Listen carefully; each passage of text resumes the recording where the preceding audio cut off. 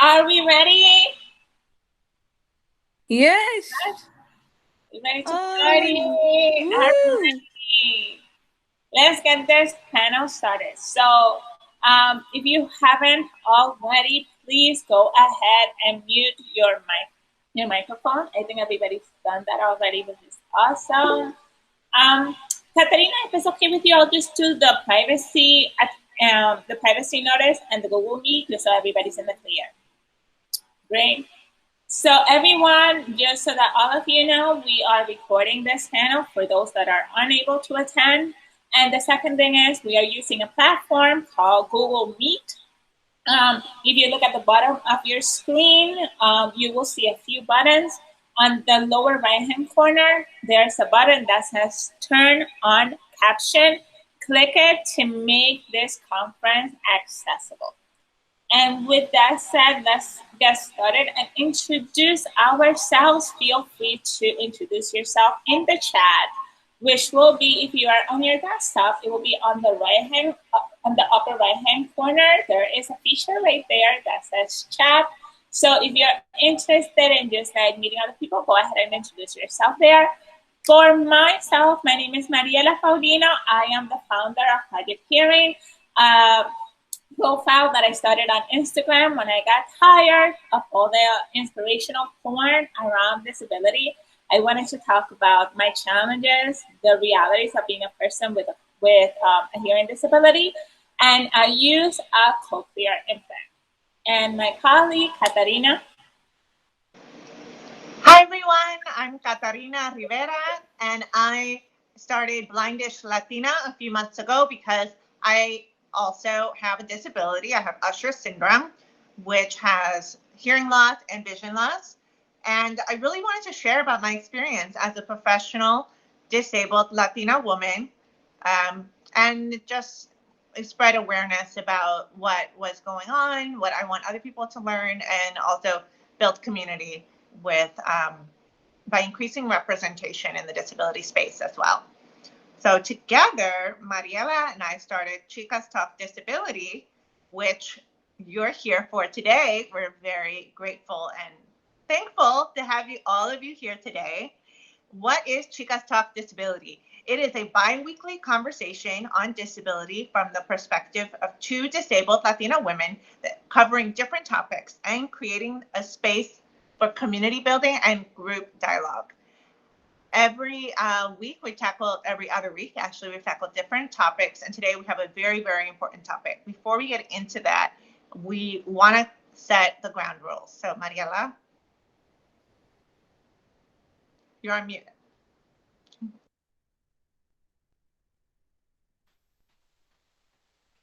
All right, now, yes, all right, great. So the mute button, very dangerous animal.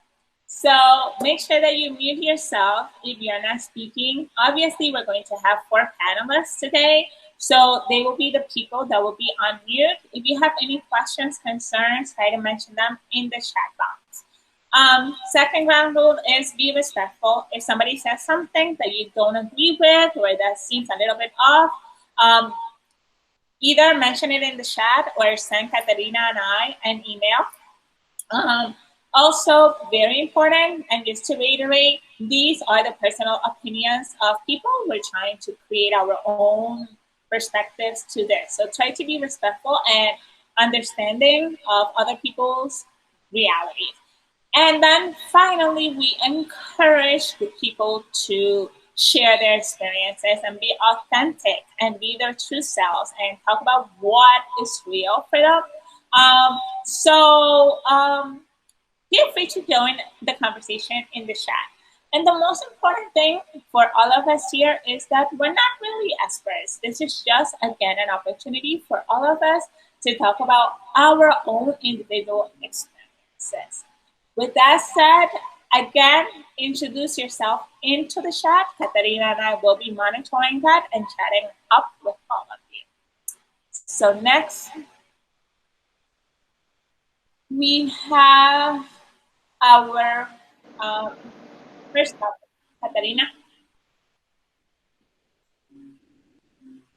I didn't hear the last thing you said, but I am going to go on to the group question, if that's all right. So just to emphasize, we are really trying to create a safe space. So please understand that people are going to be, the panelists are going to be unfiltered, and we want this to be a safe space for everyone. One thing to kind of start with beyond the introductions is we would like to have a quick participation in the chat with everyone sharing one word that describes how you're feeling right now. And it can be just related to anything. It's a nice way to get present in the moment, like you're here. So I've typed the question in the chat, and everyone can just quickly type in your word. What's your word? All right, happy positive. Hi, Mariela. I don't know if anyone can hear me, but I'm trying to get into the Google Meet, and it says that I'm asking to join, but nobody has let me into it yet. I'm not sure what's happening. I haven't received an invitation from you. Are you joining from Google Chrome? Yeah, from Chrome. I can do it again. Hold on. Let me get out and try again. And I'm trying to get in too.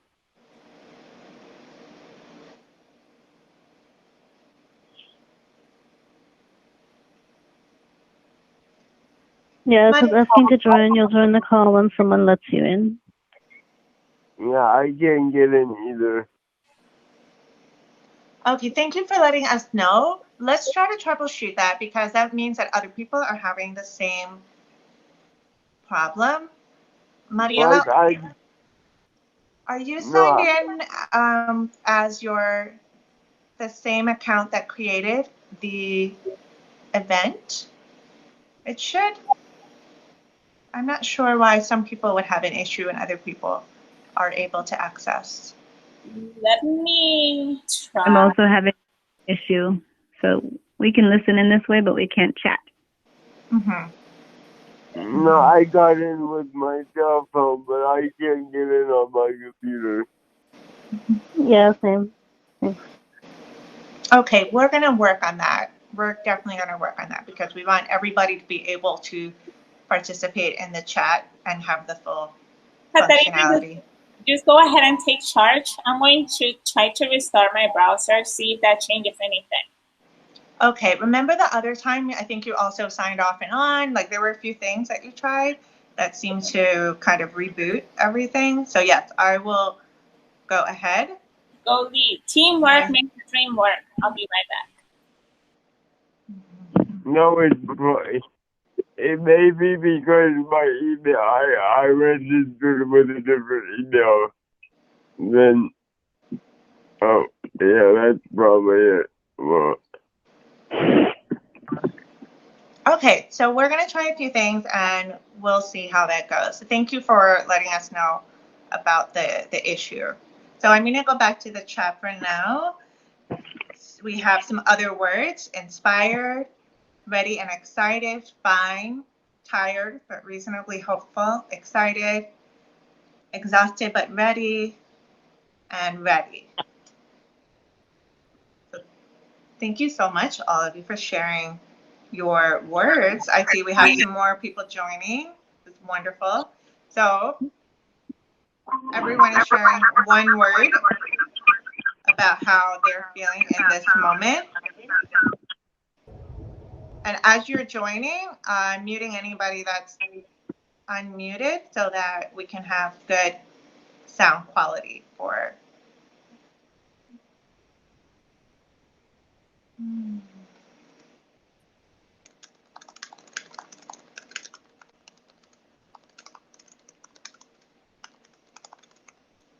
Okay, so for the meantime, I'm going to move on to the bios. The good thing about this next part is that the bios are on Eventbrite, and you will get to hear from the panelists throughout. So if anybody is unable to join at this moment, they're not missing the most important stuff. The most important stuff is the panel conversation itself. So let's just get the introductions underway. We have a really wonderful panel here. First person that I will introduce is Fatmata Wari, and I hope that I'm getting her name pronunciation correct. So she is a visually impaired advocate and blogger. She refers to herself as an African gal with Stargardt disease. She lives in Washington, D.C. area, and you can connect with her on Instagram or on her website. And we have all of that up for you in the Eventbrite, and it also will be sent out after this event. We will be sending out an email with notes to everybody. We also have joining us today Ashley Jacobson, who's a disability rights attorney living with physical disability in the state of Michigan. She holds a master's degree in disability rehabilitation counseling from Michigan State University and a nationwide certification in disability assessment and counseling. Ashley provides trainings to police departments and prosecutors' offices on assessing and adapting to the needs of individuals with disabilities in an effort to decrease violent police encounters and wrongful convictions against those in the disability community. And we will, of course, share her website and how to contact her in the notes. Also joining us in this amazing panel is Crystal Shakespeare, who is a community development professional with over 10 years of nonprofit work experience. She is hard of hearing with a bilateral high-frequency moderate to severe hearing loss disability and wears hearing aids. Shakespeare is the founder of Black Nerd Disabled on Instagram, a platform dedicated to storytelling and exploring the nuances of intersectionality within the disabled community. She is Black, a proud nerd, and just wants her hearing aids to come in cheetah print. I love that line of your bio there. Then we have, last but not least, Talia Flores, who is a 24-year-old born with cerebral palsy. Although her condition has affected her mobility, it has never affected her will and determination to make a difference in the world. Through her many life challenges and obstacles, she discovered her passion for writing. Talia's goal in life is to share her stories with the world. In doing so, she hopes to help others with disabilities realize that they too have the potential to make their dreams come true. She hosts a weekly radio show called Stomping on CP. So I'm going to give an applause to all of our amazing panelists. Thank you for being part of this conversation today. I'm seeing that we have a lot more people in this conversation. Apologies to everyone who had difficulty joining. It's never our intention to have tech issues, and it's seemingly unavoidable sometimes. But you have not missed the most important part of this conversation. You're here now, and we are going to start the panel with some very important questions that we will be discussing. Make sure that you're on mute. If you can benefit from closed captions, you can do that and activate that within Google Meet. If you are not on mute, I may have muted you. So just know that. All right. Checking the chat box to see if everyone. Okay, looks like we can go ahead with the questions. The first question for the panel. Why is the topic of police interactions with the disability community an important topic for discussion? Why is it relevant? So we'll start with Talia. Well, I feel like it's relevant because of all the stuff that is going on within our society, and I feel like people with disabilities, especially people of color and Latina, are overshadowed within the community when it comes to police interactions and reform with the police. And I think it's something that we really need to talk about as a society, to say we've all had enough, because I've had enough of being afraid of going outside and having an interaction with the police and getting shot because they really don't understand my disability, cerebral palsy, and I fall into the category of being Latina. Not only that, but African American as well. So, yeah. Thank you. Thank you for sharing that. Fatmata? So just to piggyback on what Talia was saying, we don't talk about Blacks, and we also don't talk about Black disabled individuals and how police should interact with them. Because there's many of us like me who has an invisible disability. So if you see me, you won't know I have a disability until I tell you. So it's one of those things that I think people in general just aren't educated about, especially the police force, because they move with the action of, if I feel threatened, then I'm just going to react. And so they may not know how to respond. And you can say, okay, I have a disability, but because it's not a disability that they can physically see, they're going to react however they need to react to protect themselves in the long run.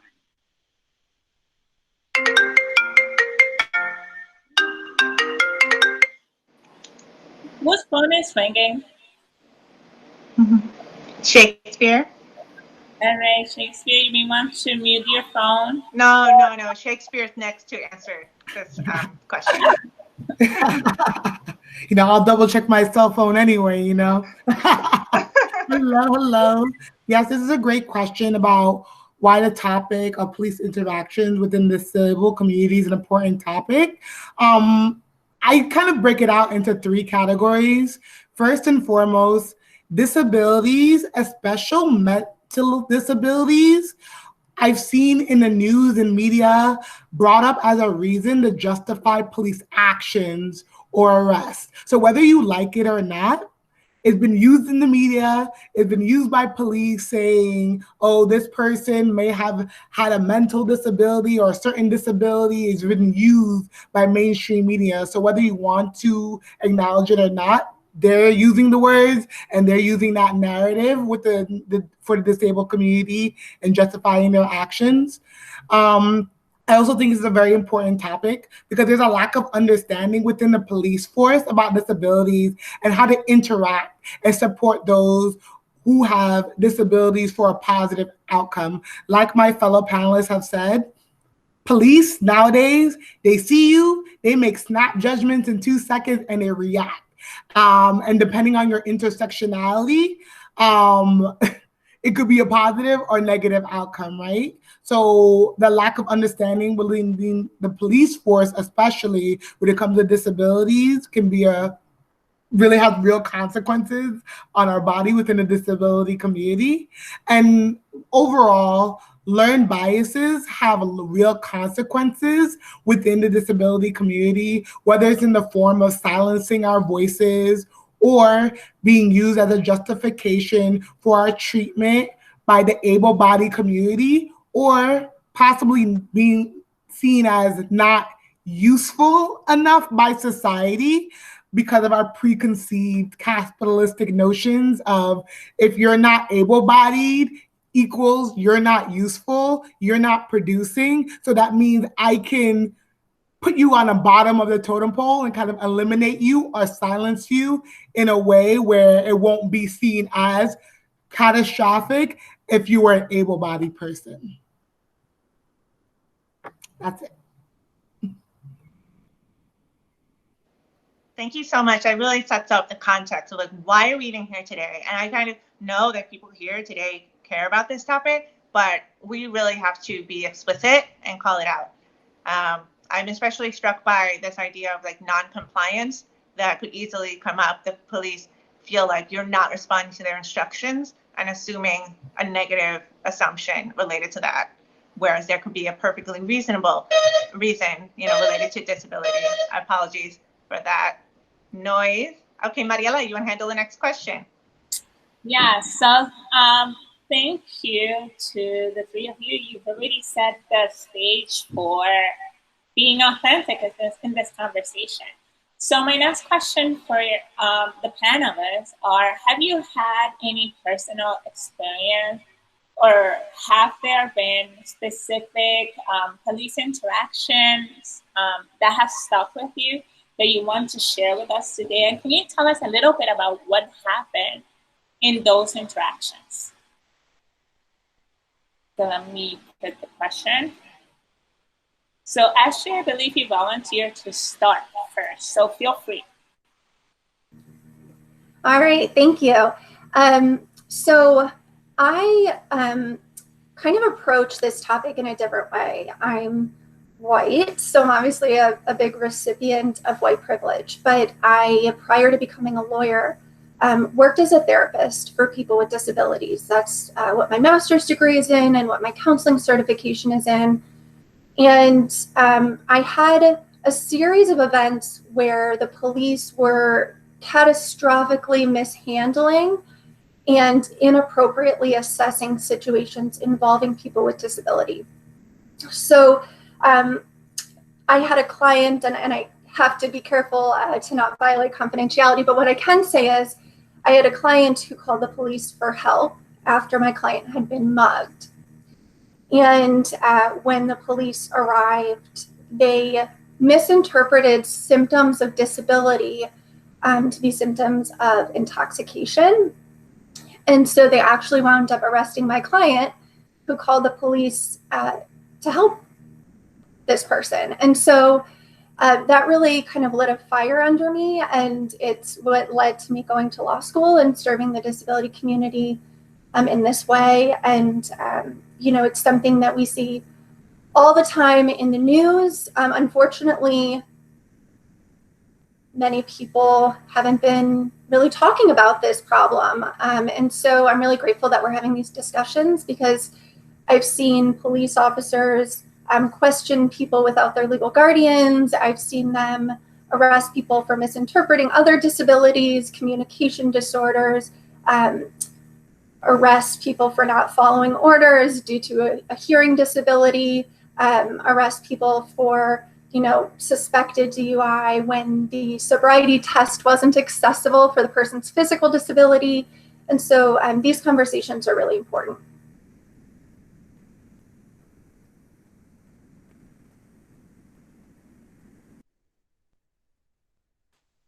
After that, we had Crystal and Ty, who wanted to say something about this topic. The floor is yours, ladies. Yes, thank you, Mariella. So my story is firsthand experience, unfortunately. A couple of years ago, I was driving to Boston to see my boyfriend at the time, and I had a police cruiser pull up in the back of me. So anyone, I feel like particularly communities of color, particularly Black people, when that happens, you start reassessing in your mind, am I going and the speed limit? Is my seatbelt checked? Is there anything in the car that can really be used against me? You start almost tallying everything you've done since kindergarten that could possibly be held against you.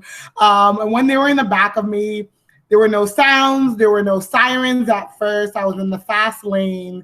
And at first I thought, okay, cool, let me pull over to the side a little bit. Maybe it's not for me. And the police cruiser went immediately behind me. So I'm like, shit. They're behind me now. It's definitely me. The sirens whoop on. And all I hear in the loudspeaker was, pull over, pull the F over right now. So he cursed over the loudspeaker. So I'm like visibly shaking, pulled over, like ready to come, like ready to just like almost half tears at that point. One thing in my mind was to hit my phone and hit record because, in the times of the Sandra Bland's, anything could be used against you as a Black person and justifying your killing. So I said, if I'm going to go out, there's going to be a recording, and then the people need to know. And unfortunately, I have to think that way, but that's how I had to think and operate. The police officer came over to me and said, well, you're going slow in the fast lane. I'm going to write you up with a ticket right now. And went over, gathered my information, scanned my records. And all I could think about in that moment was, I only heard half of what he said. I just visibly just gave him my information, but my hearing, because I have moderate to severe hearing loss, I don't hear as well as people who have good hearing. And when I get stressed, I don't know if other people and their disabilities work this way, but when you are stressed and you have a disability, it feels like your disability just becomes 10 times worse, right? I can't hear period, but now that I'm having almost an anxiety attack, it feels like my hearing is even more muted. I can't hear. I'm breathing heavy, just trying to collect myself together. Fortunately, I guess he came over, assessed the situation, let me off in the warning. But I want to highlight one thing in that story that I think about a lot, was just me and my hearing, and the idea that, okay, this can be used against me if I don't comply with someone. Maybe I should start putting stickers in my car, letting people know that I'm hard of hearing and things of that nature. But in that moment, I don't even think a sticker would have helped me. He was very determined to whatever, exert his authority in such a way where I don't even think a sticker in my car saying that I was hard of hearing or disabled could have even helped me in that moment. So that's my personal perspective, and that's my personal story. Thank you for sharing, Shakespeare. That sounds scary, and I've been in those situations myself. So everything you're saying is just like you're talking, and I'm getting chills, because everything can just change in one moment, where a police officer could be having a bad day, where, you know, you could be misinterpreted as non-compliant. So thank you so much for sharing that. Ty, you're next. Hi everyone, and my story that I want to share with you guys, actually, this all happened to me when I was in middle school. I was getting cyberbullied by another girl, so they called the school resource officer and they called 2 detectives in. And they called me out of class and they interrogated me for 2 hours, the detectives, because they thought I was the person who started it because of the way my movements are due to my CP. And when I get nervous, I tend to do this to my face, or I tend to get stiff, and that's usually a sign that someone's being criminalized, you know, like someone's a criminal. And they thought that I was doing it. Turns out I didn't do it, and they had to track my IEP address and the girl's IEP address, and they found out that she was the one doing it, and it wasn't me. So that's my experience with the police, and it was scary because they wanted to put me in jail. All because of the way I reacted and my movements, and I was very nervous about the situation. Which is something common for people with CP. Our bodies tend to get stiff. We tend to do this with our face. We don't look people directly in the eye, and that could be misleading too. So yeah, that's my experiences with the police and interaction. And I've never been able to look at the police ever since the same way again, because I don't want to be like treated as if I'm a criminal when I'm not. It's just my condition.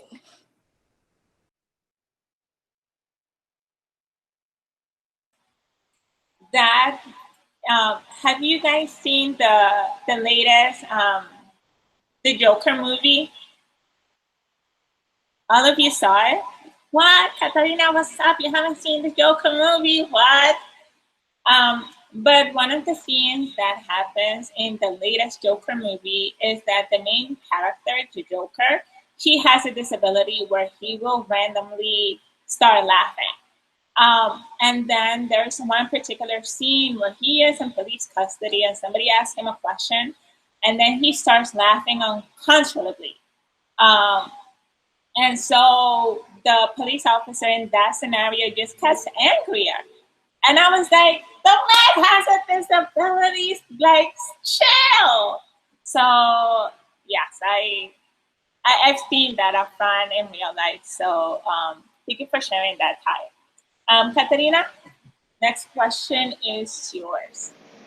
Thank you. All right, so the next question, we're going to talk about, like, how do you view the police, and how do others, people that you know, view the police? Perceptions are really important to discuss, and we want to hear what your perspectives are. So for this question, we have Fatmata and then Talia. So for me, I actually have a cousin who's a police officer, and now he's transitioned to teaching criminal justice. But he kind of helped change my perspective on how police are. that not all police are bad, but as I've gotten older, seeing how police react to people, especially people who look like me, excuse my language, but I agree when people are protesting when they say fuck 12. I'm completely there with it because it's just like, regardless of who I am, what the situation may be, you already have a preconceived mindset of how I am. And that's how you think of me. So regardless of me being someone who may have a degree, have a good job, you're just like, she's a Black female. That's all she is. And I fall under that statistic of just being a Black female in America.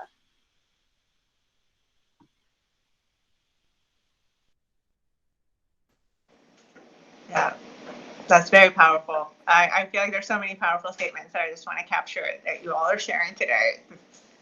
Talia, what are your feelings about that? My feelings are, I'm scared. Tengo miedo that I'll be the next Sandra Bland, because ever since all these Black Lives Matter things started happening with Freddie Gray, who had a learning disability, Eric Gardner, Trayvon Martin, and now we're dealing with the George Floyd situation. I'm scared of police, like legit. I'm afraid that I'll be the next Sandra Bland because I have a disability. I'm Puerto Rican and Black, and I fall under the statistic, unfortunately. And it's sad that I would say if I'm ever in trouble, I would never call 911 because I'll be afraid to be the next Sandra Bland.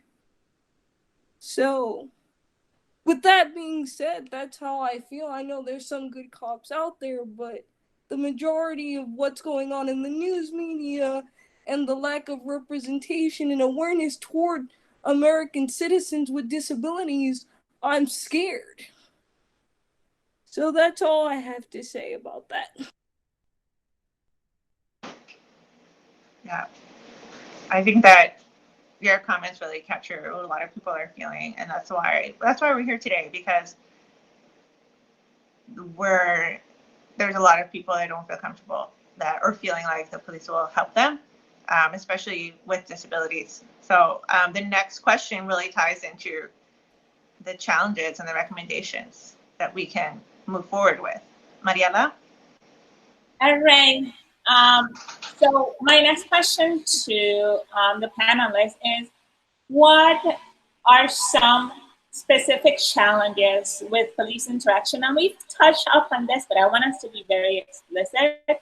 But what are some of the specific challenges that you have had with the police, and what is your recommendation for addressing those challenges?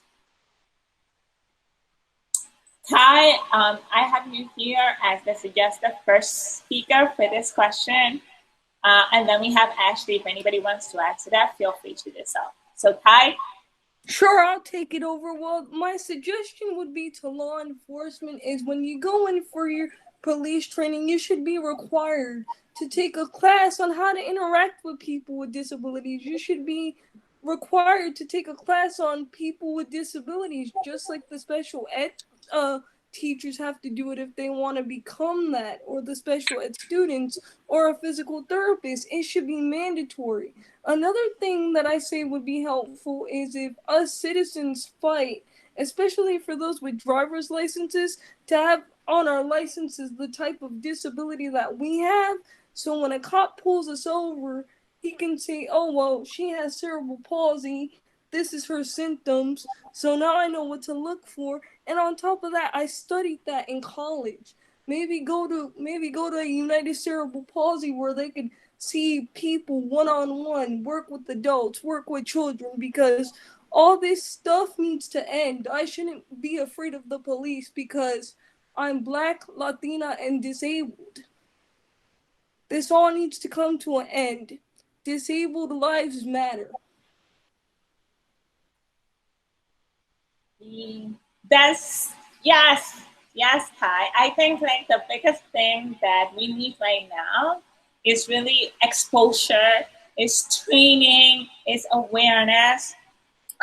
Since you pitched this idea, if you are interested, one of the things that I have been meaning to do for a while is create a training that is created by people with disabilities themselves, and going to like police stations and offering to do this training for them. So if you are interested in that and you want to talk about that offline, for sure. For sure, let's talk. And I actually, not to interrupt any of you guys, I actually am an author. I have a website. It's my name. And I actually did an article on police reform a few days ago, if you guys want to go check that out as well. Put the link in the chat if you can. Our next person is Ashley, who actually does this work. So Ashley, what are some of the challenges that you see happening with police interaction? And since you already do some of this work, what are some of your recommendations for how we can address those challenges? Well, the issues at play here are widespread and very deep. And so a lot of the concerns that the panelists have discussed are things that the police have not been trained on, or if they've been trained, it's been very quick, and it hasn't been training that's done with a culture that accepts the need for the training within the police force. So in my time in offering and providing always free trainings to prosecutors' offices, police departments, there are some key difficulties and challenges that persist. So first, starting from the very beginning, when police get dispatched to go to any type of scene, the information that's relayed to them is often highly prejudiced against people with disabilities and, of course, against people in the Black community. And so when we're talking about disabilities specifically, it's how the actions of the people involved are told to police, who immediately have bias in their minds before they've even arrived at the scene. And so that's one major issue. The other issue is the amount of time that they're expected or encouraged to be at particular scenes. So too often we see police, they come in hot and they want to get done with this issue, arrest somebody, or have some type of resolution so that they can move on to the next. And this has been really perpetuated by the culture in police departments, who are, often very busy, but it leads to mistakes in how they're assessing situations that involve people with disabilities and also how they're handling them. So, they not only are inappropriately assessing the actions of the person that they're being called on, they're misinterpreting what would be an effective way to de-escalate the situation. And even worse, they're very frequently triggering escalation, and they're triggering on, violence against people with disabilities. And so when we're talking about, changes that need to be made and recommendations that need to be made, I think it goes beyond trainings, which, I've provided to police departments and prosecutors' offices. And I do both of those environments because the police are obviously the first challenge, but the prosecutors are also the people that are charging people with disabilities all the time inappropriately. So that needs to be fixed to, kind of address the systemic discrimination against the disability community. And also, of course, we need to change the way that police are held accountable.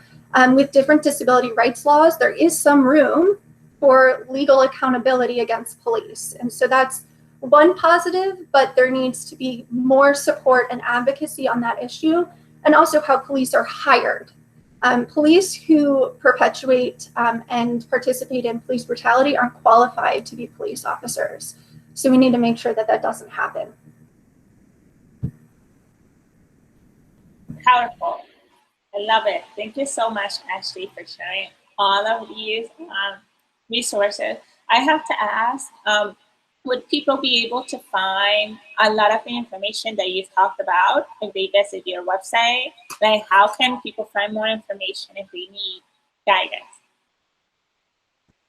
Yes, so I all the time do kind of free disability work in addition to my work as an attorney too. So people can email me or they can go to my website, and there's a contact me kind of page on there It's legallyabled.com. So it's legallyabled.com. Awesome. We'll share that. And then our last question for the panel, Katarina. Mariela, if you don't mind, before you jump to the next question, can I chime in? I know I kind of tricked you in the beginning saying I didn't want to slide into this question, but I do have a couple of points that I want to share. I appreciate you. Thank you to my fellow panelists.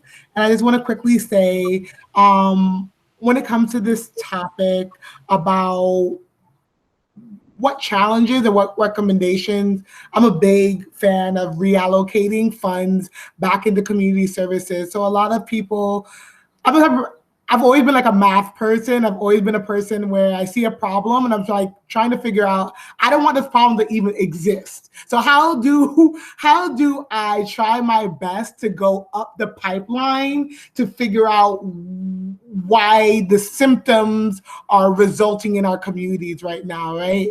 So I feel like a big topic that has been on a lot of people's brains have been the idea of defunding the police. I like to use the word reallocation of funds. We reallocate funds all the time. We reallocate funds from public health services, from education, and I would just love to see the allocation of funds that go into militarizing the police, right?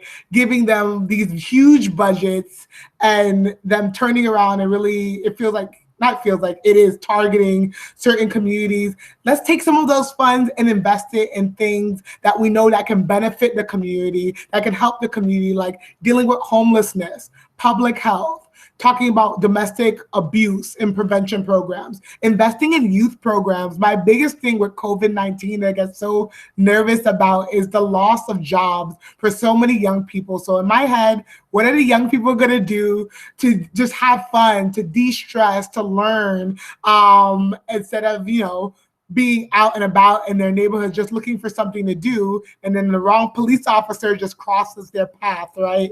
So I really believe in just taking funding and reallocating it into community services. I also believe in the creation of special task forces. I think a lot of people don't realize, or I feel like what would be very helpful when it comes to dealing with dismantling and reallocating funds from police officers is just really understanding the history behind police. A major reason why police were created were because they were years ago created because they were slave catchers, right? So just from its creation, the police force had been created for people who are in power to target slaves, to target people that I feel like are from marginalized communities. So from its inception, it's been in its DNA to target and to abuse and to suppress, right? So if we can just radically transform what the police officers look like, to create task forces where we have people trained in certain areas and departments. So if you get a call about domestic violence, you have somebody, or you have a special task force that is trained to deal with that. Or like we have hostage situations where we can call a hostage negotiator. Like if you know someone has like a disability and you're not specifically trained, there should be someone that you can contact that's on your force, that is helping you and coaching you to just remind you, these are the things when someone has, a hard of hearing or maybe deaf. These are some things you have to keep in mind when interacting with them. A phone call and just getting training in that aspect can go a long way. And I feel like one last thing I want to mention that has been in my mind a lot is that a lot of the police, at least in my community, don't look like me. They don't even live in my community. How can you police? How can you get to know a neighborhood, the people who live there, if you don't really live in those communities, or you're not as invested in those same neighborhoods? In an ideal world, I should be able to bump into my local police officer at the local grocery store, or take like a yoga class and run into them right there, right? So I see a lot of police officers who do not exist in the communities they police. And if you don't grow up or understand the community nuances there or know who the stakeholders are that in the community, of course you're gonna go in, just be reactionary and then leave to wherever you live, right? So I feel like those are some things that we should really consider as well as we think about transforming the police and who's on the police and how they act and how they support our systems. So thank you, Mariella, for giving me that space. Very, very powerful. Thank you so much for sharing that, Crystal. And I just saw everybody's head just like bumping, like, girl, you were preaching. And I think that I think that a lot of people in power and a lot of people in the police board need to be able to, like, we need to get these people into these panels so that they can listen to these experiences. So preach, Crystal. Katarina, I'll leave it up to you whether you want to move to the community questions or whether you want to move to the panel questions. I think we really can't, like, what I will do is see what absolutely has to be said about the last question because it is important. And then we can move to the community questions. Some of the questions that you all are having, we are answering in the chat box. So that's awesome. The last question for this panel before we go to your questions, we are checking the Google form and I've been pulling questions from the chat.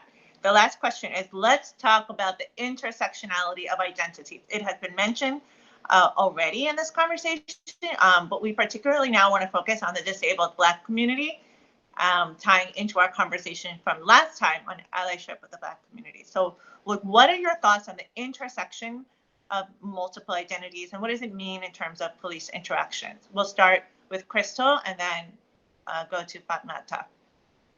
So Crystal, intersectionality, one of your favorites. Ooh, I love the word intersectionality. There's certain words that I feel like should be in everyone's toolkit. Microaggression is one of them. Gaslighting is another one, and there's intersectionality. So I learned intersectionality from this amazing activist and individual called Kimberly Crenshaw.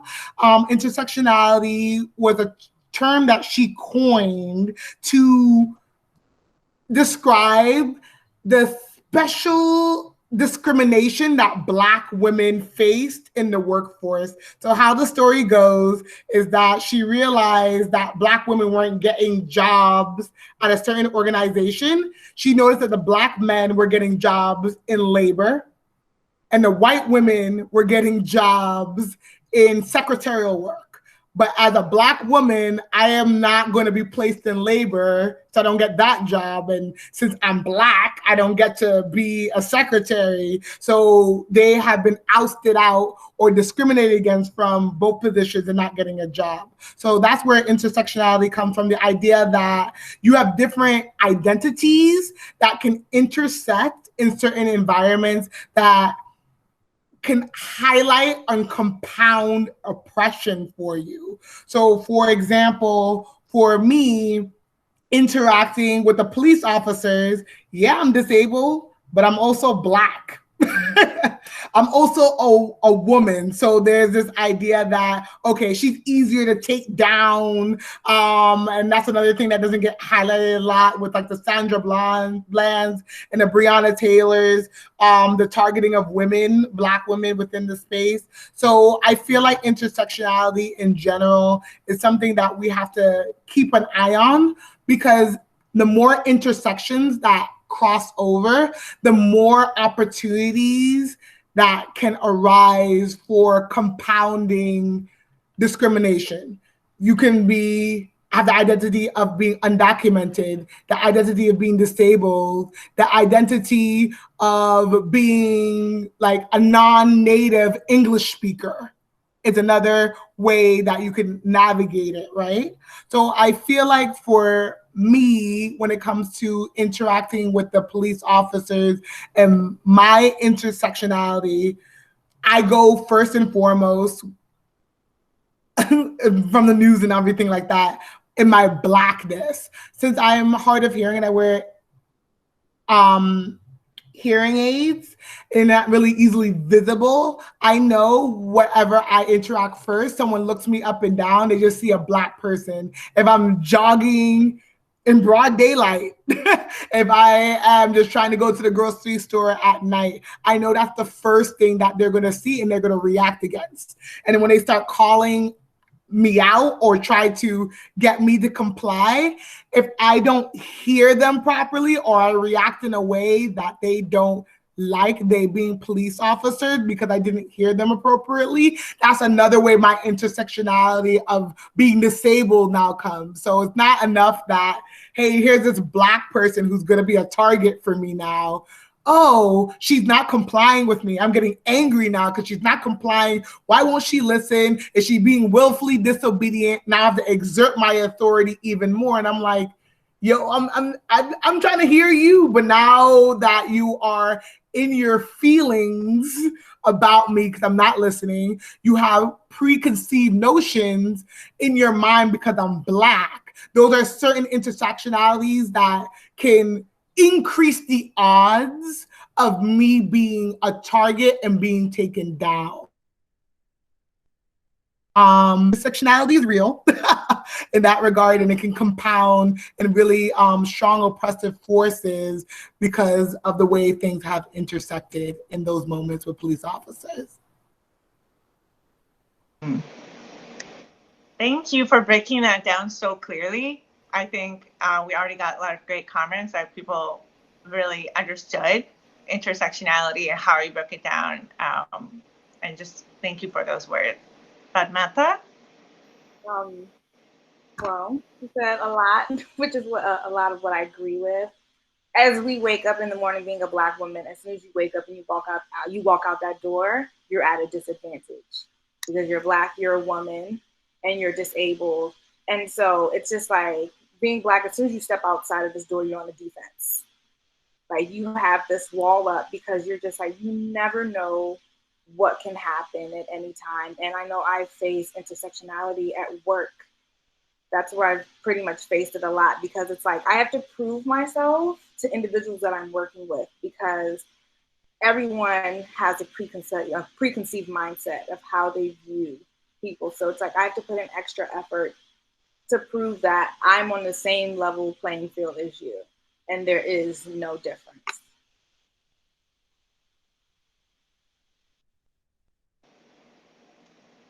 Amazing. Okay, thank you. Thank you so much, panelists, for sharing their perspectives. This is super powerful. And I know that we have a lot of conversation going. So getting right into the submitted questions. If you have questions now, type them in the chat. We've also have the anonymous form. Thank you, Mariela, for posting it again. The first question that we had is, what action should people with hearing impairments take to signal to police officers that they might not be able to hear them? Like pointing to your ears or, assuming that they don't know sign language. How can people with hearing impairments communicate to the police that they do have a disability? If you don't mind, I can take this question, Katarina. So I'm hard of hearing. So for me, as I mentioned before, the most visible thing on me is I'm Black. So my first instinct is hands up. I wait for people to approach me. My hands are up. And then when they come to me, I start acting I start indicating okay, can I tilt my head, maybe I'll have a card on me. Mariela in past chats that we've had, we talked about the idea of a sticker. But for me, first and foremost, hands up. If they tell me to lay on the ground, I lay on the ground. I wait for them to ask me questions. Just from my upbringing as a Black person, me, if I do sign language or point to my ears, even me going like this, it's like pointing to myself can be seen as a threatening act because my skin is already a threat. So for me personally, I go hands up. If I need to lay on the ground, I lay on the ground. And if they start asking me questions, that's when I feel like, okay, officer, I have a card that explains my disability, or maybe I indicate to the sticker, but I let the police officers kind of dictate the interaction. Unfortunately, I want to be proactive, but I do know if I start whipping out cards or pointing the stickers or pointing to myself. I just get afraid that they're going to take that as an instance where I'm becoming more threatening to them. So I try to make myself, unfortunately, seem as less threatening as possible. And the best way I know how to do that is keeping my hands visible and making sure that I'm in a position where I'm immobile, where it's like, okay, she really can't do anything. So I know that probably doesn't answer your question, but that's what I do, and that's what I've trained myself to do in those situations when it comes to my disability. Anybody else for this question? I think there was someone. Mariela, did you want to talk about your? Ashley, go first. Oh, okay. Sorry. So going along with the idea of, you definitely, for your life and safety, you want to follow what police say to the best of your ability, but there are things that we shouldn't have to do as members of the disability community that you can do to kind of increase the safety in the moment for you. I've known people to attach disability cards either that they create or that they, buy from different National Association for the Deaf, or all these different organizations have disability cards that you can get or create, and having those attached to your driver's license and having your driver's license in a place where you don't have to reach for it if you get pulled over.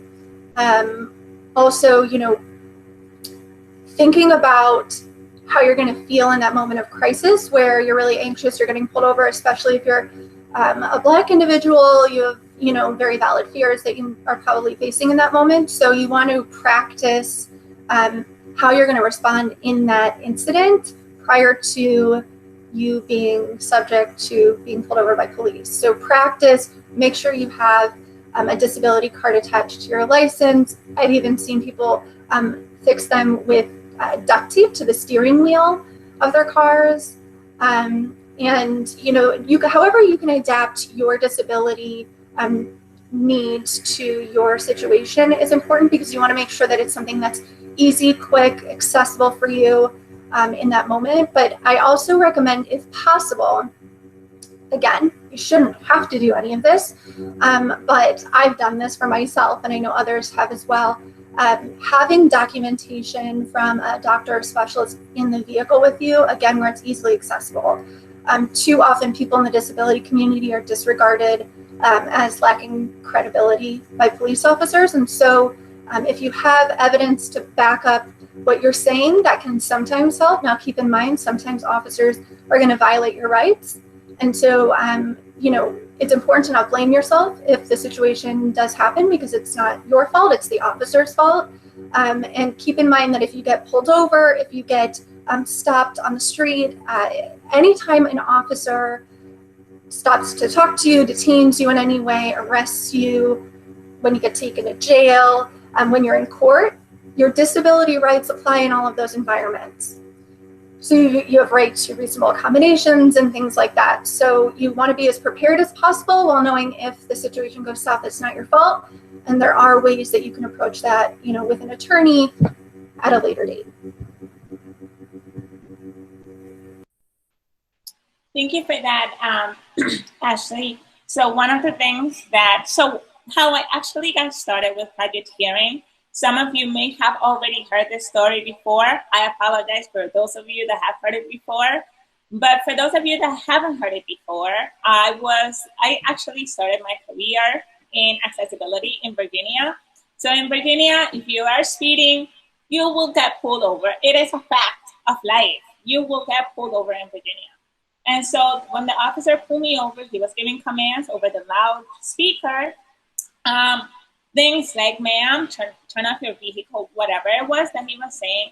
Because of my hearing disability, I did not understand what he was saying. But like Ashley just mentioned, one of the things that I had done is that I had practiced what I was supposed to do if that situation ever happened. So I remember hands at 3 at 9, turn off the car. And then I waited for the police officer to come over to my side of the window. I noticed when I looked through my rear view mirror that the officer has his hand on the holster as he walked towards my door. This was during the Trayvon Martin, like the beginning of the Black Lives Matter. And as that whole situation was happening, the only thing I was thinking was, I really hope I don't die. Anyway, I just flashed this beautiful smile to the officer, and eventually he let me go off with a warning. One of the things that I did was when the officer came to my window, I said, "Officer, I have a hearing disability," and I showed him my cochlear implant. At the end of it, he let me go off with a warning, and I asked him, "Hey, I'm sorry." He said to me, "You know, you need to figure out what you're going to do about this whole disability thing. It could have escalated." And I asked him, "Well, what do you think I should do?" And his answer was, "That's not my problem. You figure it out." And valid. It is valid for a police officer to tell me that. It is not his responsibility to figure out how to communicate with me. It's also my responsibility to figure out a way to keep myself safe. So what I did is that I came up with bumper stickers that I put in the back of my car. I have 4 of them here. And I put these bumper stickers in the back of my car because they are a way for me to keep myself safe. I am selling them on the Project Hearing website. And for today's workshop, I'm going to be giving 4 of these away for some lucky randomized people that attended today's workshop. But one of the things that I firmly believe is that as a person with a disability, you also have to figure out ways to proactively communicate with a police officer so that when you are in those situations, there is something that can let that officer know that you have a disability or that they may have a challenge or that they may need to accommodate you. All right, Katarina, we got the next question for you. Yes, and I'm just going to move a little bit quicker because we have until 7:15. There's not much time left, and I want to make sure I get to your questions. We have a question. Let's go with the question for Talia from Monica. It's like the question is with the fear that you have experienced, that fear that you were talking about earlier. Like, how do you cope with that? What do you do about that? To be honest, I just try to stay away from the media and watching the news outlets because they tend to like irk me up when it comes to police retaliation and reform. But I also connect with other advocates like you guys to spread awareness about my fears. And that's what's helped me cope with this situation, to be honest, is advocating and writing about it and doing what I love. So. Yeah, that makes a lot of sense because you're doing something with your fear. You're staying away from the triggers and you're focusing more on raising your voice and connecting with others. So that makes a lot of sense. Thank you for sharing. You're welcome. Another question we have is from Gary. Do you feel like enough is being done to improve interactions between police and people with disabilities? So this can go to anybody in the panel who has something to say. Do you feel like enough is being done to improve interactions? Excuse my language when I say this, but hell no. Hell no. And that's why it's up to us to be the voices for those who can't, and for us to be the advocates to say, we need something done here. And when is it going to be done?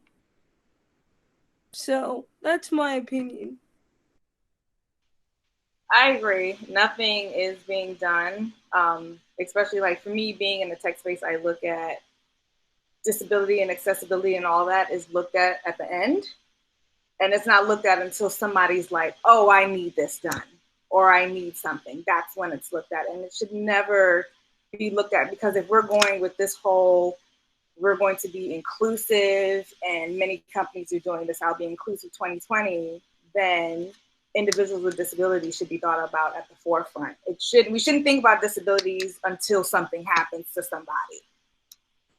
Yeah, why should we have to wait for a tragedy to happen for something to be done?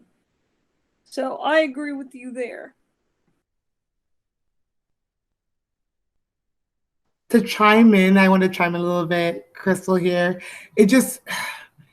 I think the reason why it's so complex is it's so deep in our system. Fact of the matter is we live in a capitalistic society. And in capitalistic societies, we value production. We value things that can produce. So when you have a disability, even if you bring up ways that it could be more accessible, things to be more accessible for you, or ways for things to be aligned in a way where you can equally join the conversation, you're automatically thought of as a burden, as an afterthought. I don't know about all of y'all, but for me, when I go to work, I'm nervous even asking for accommodations at work. Right? I'm nervous to even tell people my disability at work, right? So, and it all stems from this notion that if you're not able-bodied, you are seen as less than. So why should we accommodate if we think of you as less than? Or why should we accommodate you? You know, you're actually putting a strain on our resources if we have to now cater to you, you know? So I feel like, first and foremost, the most direct thing you can do is just hire more people that have disabilities, who have multiple intersectionalities. Like, I know I framed intersectionality as a way where you can be in spaces where oppression compounds on you exponentially. But on the flip side, when you have multiple intersectionalities and identities, you have multiple viewpoints. It's almost like a computer with multiple tabs open. I have different ways of seeing the world because I have different identities that I'm living through. So hire me, man. Hire me, hire my people, and we can educate you. You know, I think a lot of people like to pick our brains in order to create these things. I'm like, where's my coins? Like, pay me so I can help you and we can all win. You know what I mean? We can all win. So sorry, that has been on my chest a lot. Just the idea of capitalism and able-bodied folk and seeing us as a burden. And that's why it's not picked up as quickly, because we're seen as extra. We're not seen as people who deserve an equal seat at that table.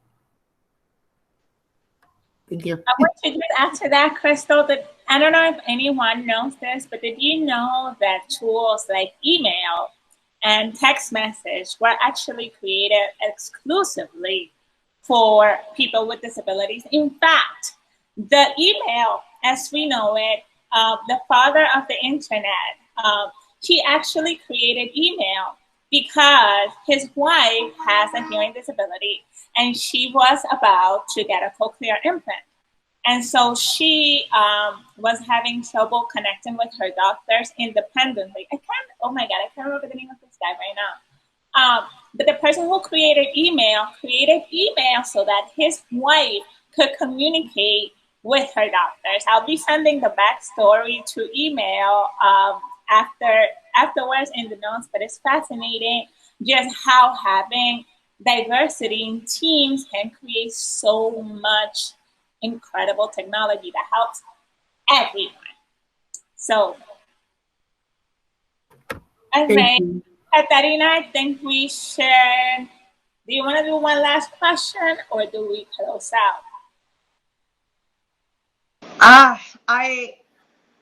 Of course, I want to do more questions. I think we have two that we probably haven't gotten to, but I can't find one. There was one in the chat about when is it the right time to advocate for disabilities and in police reform, when we're talking right now Black Lives Matter and we want to honor everything, the systemic racism, everything that has been going on. So I just can't find the words that were used in the chat about it, but I think that is something kind of really relevant right now. Like, should advocates hold back and focus on supporting Black Lives Matter? Should we focus on uniting and, you know, sharing reforms and advocacy? I'm just kind of interested in what the thoughts are there. Mm-hmm. Talia? We should have one last person, and then we should really like those. Okay.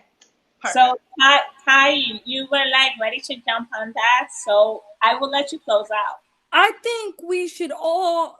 Well, first of all, let me just start by saying this, you guys. The time is now to start advocating for every disability, especially when it comes to Black Lives Matter, disabled lives, everything. And we all need to focus on uniting and sticking together all year round. Not just now because of tragedies happening, but all year round. And there's no wrong time. Now is the right time. Because in our society, we are just now getting to the point where we're letting our voices be heard. I mean, for those of you that have seen the movie Crip Camp, we got to be the next Crip Camp, you know? So the time to advocate for disabled lives, Black lives, it's now. Because we're the next generation of voices. So I tell you this, I give you guys the torch to start advocating today, and now's the right time to do it. There's no wrong time. Now's the right time to do it. So if you want to go out there and advocate, go out there and advocate to the best of your ability.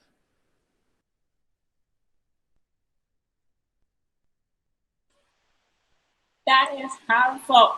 Even though, Ty, I do have to say, we are the next generation. The torch is being passed on to us. We're leading this.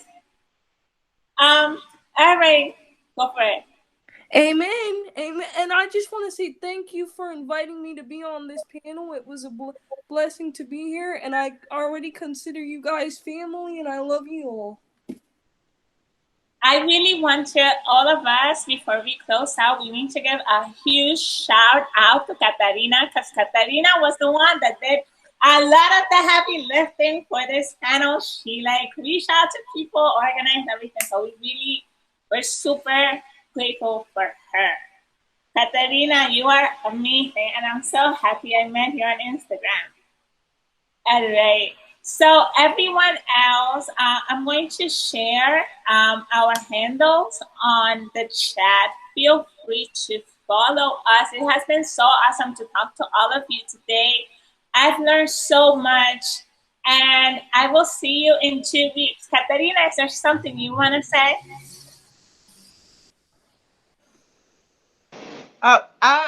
Yes. I just want to thank all the panelists for their time, for joining us today, and for being vulnerable in this space. The next Chicas Talk Disability is going to be on Wednesday, July 8th at 6 p.m.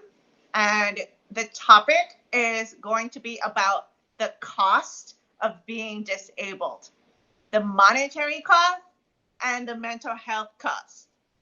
So that is the topic that we're talking about next time. We want to hear all your feedback on it. We haven't decided the exact format. It might be just back to Mariela. I mean, this is our first panel ever. So woo, that's awesome. But yeah, we always want your feedback. We'll send out notes and we'll send out a survey. And I know that this was there's no way to capture such a big topic in an hour and 15 minutes, but I feel like what we did today was important, and I valued everything that you all had to say. So thank you for showing up.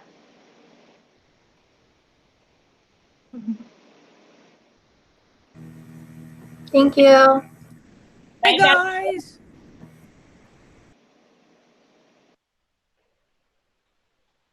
Hi, guys. Before you hang up,